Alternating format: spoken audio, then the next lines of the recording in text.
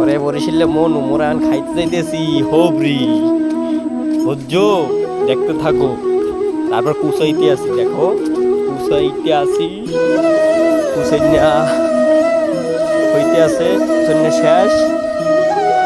তারপর নিলাম মরি, তেঁতুল নিলাম, তারপর নিলাম লবণ, তারপর তারপর দিলাম চিনি 4 চামচ, 4 চামচ চিনি, তারপরে